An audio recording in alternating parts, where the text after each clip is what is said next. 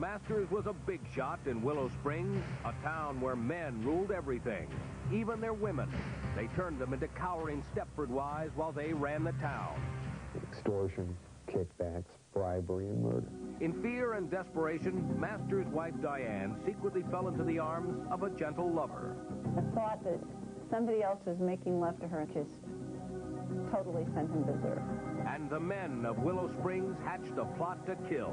These men were evil. They killed the mother of a 4-year-old child, celebrating the fact that they could get away with it.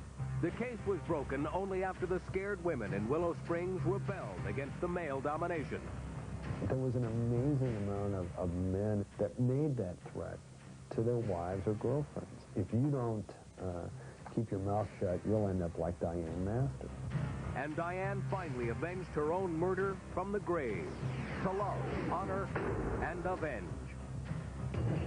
It's a tragic accident, an accident of biblical proportions. Exclusive, the stripper at the center of the Cain and Abel murder case. Julie Bajo was the erotic dancer caught in the blood feud between the Mitchell brothers, rulers of America's biggest sex empire. She was there the night one brother slew the other, and she was there for the verdict. He ruined my life and many other people's. Exclusive, the Cain and Abel stripper. Also, Arnold Schwarzenegger in The All Together, and fears for John Wayne's grandson. His father and his mother and his brother and sister love him very much and are doing everything in their power to secure his return. This is hard copy for Thursday, February 20th, 1992. Hello and welcome. I'm Barry Nolan. And I'm Terry Murphy. Good evening. A group of wives in a small town called Willow Springs, so scared, so in awe of the macho husbands in town that they kept secret the brutal murder of one of their own friends. Only tonight, 6 years later, can they talk of what happened to the wife who disappeared, Dianne Masters. Dianne Masters was the ultimate trophy wife in a town that seemed to breed them. Willow Springs, Illinois, as close to the mythical town of Stepford as ever there was, full of perfect obedient wives, living robots who did their husband's calling. When Dianne disappeared after breaking away from the husband who beat and terrorized her, the other wives kept quiet until they revolted and avenged her death. These men were evil. They were cowards. They killed the mother of a 4-year-old child, and they did it in a brutal way. And they did it celebrating the fact that they could get away with it. When the dark waters of this canal finally gave up the body of Dianne Masters, it also gave up the terrible secret of Willow Springs. It seemed like any other town in the heartland of America, but this was a heartland of darkness, owned and operated by 3 men. Police Chief Michael Corbett, a thug with a badge. Sheriff's Lieutenant Jim Keating, a lawman who decided crime did pay. And this man, Alan Masters, a lawyer whose $50 handshakes helped grease his way to power. The motto of Alan Masters and Jim Keating and Michael Corbett, the motto was, "We serve and collect." Alan Masters, Mr. Bigwig. His beautiful blonde wife made his picture-perfect life complete. She was there for her beauty and not for her mind. Dianne Masters was a beautiful woman, sucked into an ugly lifestyle of macho men gone power mad. But she started far from that, in a lower middle-class neighborhood of Chicago. A brilliant student who dreamed of becoming a writer. Instead, she abandoned her dreams and married straight out of school. 3 years later, she hired Alan Masters to handle her divorce. Well, I remember coming home from college and stuff, and her telling me a little bit about this lawyer who kept sending her flowers and kept calling her up and trying to get her to go out with him. Alan Masters, 20 years her senior, overweight, wearing an obvious wig. He wanted to handle this woman so beautiful. Alan himself was not very handsome. This massaged his ego to have a pretty woman on his arm, and it was his ultimate possession, Dianne. Dianne and Alan became a couple. He seemed to give her everything a poor young girl could desire. There were furs, jewels, trips aboard the QE2. There were high times with the in-crowd. But beneath it all, there was a terrible price. Dianne Dianne Masters was the victim of domestic violence most horrible. By day, Alan Masters was Mr. Big, in cahoots with the police chief and sheriff's lieutenants, lining their own pockets. After dark, he was Dianne's slave master and worst nightmare. Once he threw her down a flight of stairs. Another time he hit her so hard it left purple bruises in plain sight. In the relationship, I think she was always being downtrodden. Dianne took it. She saw no choice until a new human being came into her life. Dianne gave birth to a baby girl named Andrea. It was that event that started the metamorphosis of Dianne to being a self-confident woman. With the newfound love and responsibilities of motherhood, she had to stop her private cycle of violence. Tentatively, she began to break away. Like her husband, she began to dabble in local politics. And then she helped found this center for battered wives. She went from being a sort of flimsy woman ready to hook herself onto a man as long as the man would provide her with trinkets. She went from that, I think, to a blossoming independent woman. But it was her work at the local community college that sealed her fate. For it was there she found another lifeline, a professor named Jim Koselniak. Jim was a kindred spirit, a sensitive man who listened when she told him of her troubles.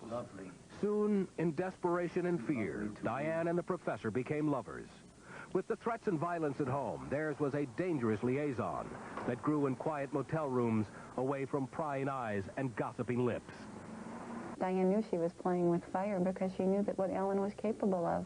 Dianne confessed to her brother Randy that for the first time in years, she felt wanted. She felt strong enough to ask for a divorce. But she was also very afraid that her husband Alan would find out and kill her. She was terrified for her own life. She felt that something could happen to her. Little did she know her worst fears would soon be realized, for Alan and his friends were well aware that this Stepford wife was breaking away. Alan was bugging Dianne's phone calls. I just feel so good when I'm with you. Every move she made, he was watching her. I just feel so good when I'm with you. I thought that somebody else was making love to her in such an intimate way, I think, just totally sent him berserk. Dianne felt her husband and his thugs closing in. She knew he owned the police and told friends she would not stop if a police car pulled her over. He had to get rid of her because he could not live with the idea that she was not under his control. Then, on the morning of March 18th, Dianne went to have her hair done. She had it dyed the lightest blonde the L'Oreal line had to offer.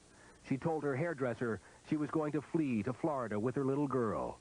That night, Dianne joined some friends for a drink, got in her car, and was never seen alive again. She appeared to have been swallowed up off the face of the earth. All the women in town knew what happened to Dianne, but they were afraid to say anything. Alan Masters and his friends ruled, and the Stepford wives knew what would happen if they followed Dianne's lead.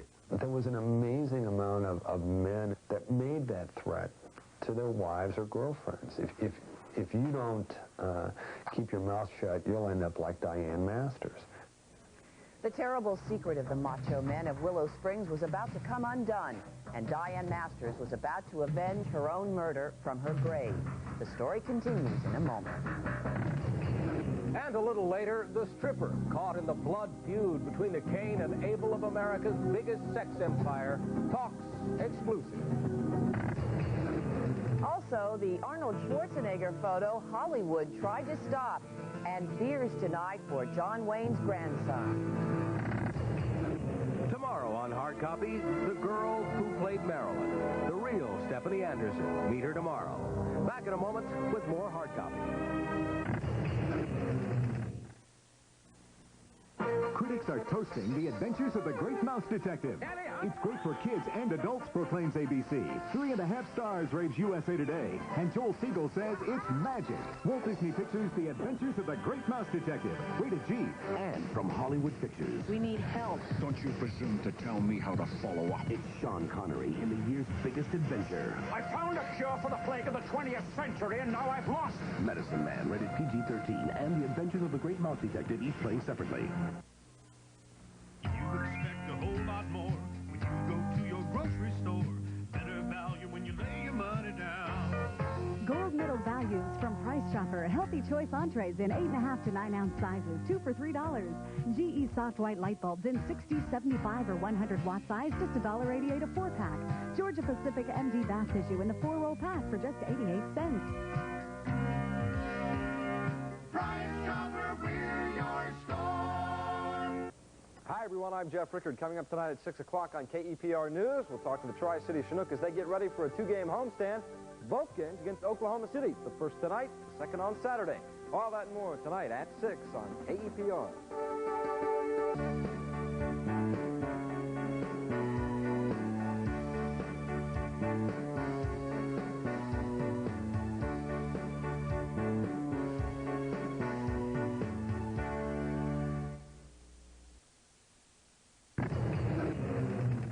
One by one, the frightened wives of Willow Springs, Illinois, finally gathered the courage to tell the story of Dianne Masters' murder, a story the town's men had boasted about, confident they had their Stepford wives under control. When Dianne Masters got into her Cadillac and was never seen again, her disappearance served as a warning to the other women of Willow Springs. If you don't keep your mouth shut, you'll end up like Dianne Masters. And the women of Willow Springs knew they had reason to fear. Dianne's husband, Alan Masters, the master of Dianne and the master of Willow Springs, the big-shot lawyer in town, the big-wig fixer with the bad toupee, owned a brothel in town with his partners, Police Chief Michael Corbett and Sheriff Jim Keating. He also owned the cops. These people were riding around on horses, the kings of the hill, in their neck of the woods. After Dianne disappeared, Alan Masters made sure his police buddies were assigned to the case. For years, they kept their secret. But things began to unravel when a new police chief came to town and exposed one of Michael Corbett's grand scams. It was an insurance ripoff. Used cars were dumped into this canal. One by one, the cars were dragged out, 80 of them altogether.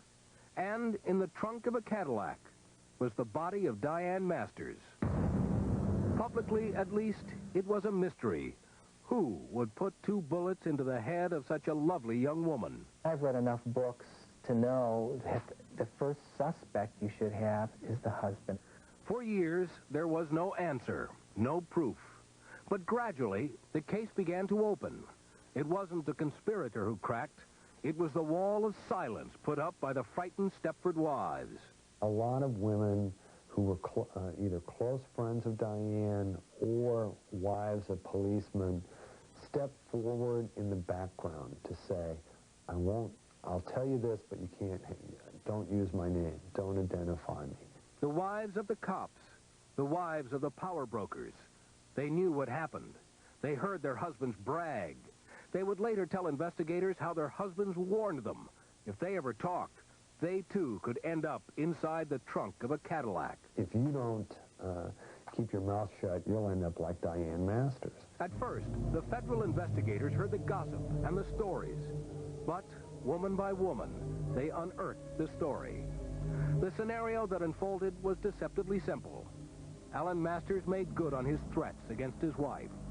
He himself whacked Dianne over the head and left her dead or dying. Blunt instrument blows, probably causing very little, if any, bleeding, something on the order of a baseball bat. As for the coup de grace, Police Chief Michael Corbett is believed to have delivered 2 bullets to her brain. Then he put her in the trunk of her Cadillac and dumped the car into the canal. It was up to Sheriff's Lieutenant Jim Keating to keep other lawmen away from the case. And they came to believe in the end they could get away with anything. Prosecutor Tom Skurza worked 6 long years to gather these facts. In the end, he got murder indictments against all 3 men. But while all this was going on, Alan Masters remarried. His new wife, Jan, took over the role of Stepford's spouse. He's a very compassionate and warm person. The jury did not agree. Big-wig Alan Masters got 40 years in the slammer. So did his friend, Jim Keating. Police Chief Corbett got away with 20 years. Willow Springs got back to normal, and Dianne Masters became a heroine of sorts, a reminder to the women who once were so afraid that there is a place to turn. that even after years of violence and intimidation, there can be justice. Dianne Masters did not die in vain. Perhaps the most fitting memorial to the courage of Dianne Masters is that center that she helped to found herself for battered women.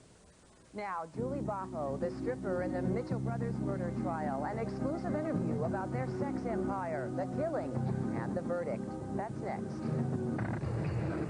And later, the Arnold Schwarzenegger photograph Hollywood tried to stop, and fears for John Wayne's grandson. This woman's in bed with a terrible cold, keeping her from all she has to do. None of us want to be stuck with a bed cold. Stubborn congestion, constantly runny noses, rising fevers, aching bodies. But we don't have to give in to a bed cold. There's Benadryl Plus Cold. Benadryl is a name that stands for strength. Strength you can count on to help get you out of bed. Day or night, there's Benadryl Plus Cold. The Benadryl's strong enough with a bed cold. Broadway dancing, it's as physical as you can get. You don't stop. You don't sit. You work hard to sweat. New Lady Power. It works. You can dance and then still hug your friends and be okay. New Lady Power from Fabergé. It won't let you down. We've added the leading cough suppressant to the proven cold relief of Alka-Seltzer Plus to relieve your cold and cough at the same time. New Alka-Seltzer Plus cold and cough medicine in the purple box. 2 kinds of relief from only 1 medicine. 1-800-DENTIST. Can you help me find a dentist for my family? I sure can. Okay, but tell me, what's so special about the dentists on your service? Well, they're all private practice dentists, and we refer thousands of patients to them every month, so we have a lot of confidence in their work. Can you tell me something about their background? I have a full profile on each of them. Education, office hours, special services. Who do you have in the downtown area? There I have... Call 1-800-DENTIST today. It's February Rodeo Days, and Pasco Ranch and Home is ready with savings on Wrangler jeans. Now at Ranch and Home, save 25% on great-looking Wrangler Riata jeans with relaxed fit and 5-pocket styling. Or Wrangler Silver Lake jeans, the most beautiful fit in the West. And with each Wrangler product purchase, Ranch and Home will give you a free ticket to the Wrangler Pro Rodeo Classic in the Tri-Cities Coliseum. Come celebrate February Rodeo Days and save on Wrangler jeans at your official Wrangler PRCA Pro Rodeo dealer, Pasco Ranch and Home. Julie Bajo was the key witness to the rise and fall of the Mitchell brothers, who ruled America's sex industry. And she was witness to the night Jim Mitchell shot Artie dead. Our Doug Bruckner has this exclusive interview with Julie about the killing and the verdict.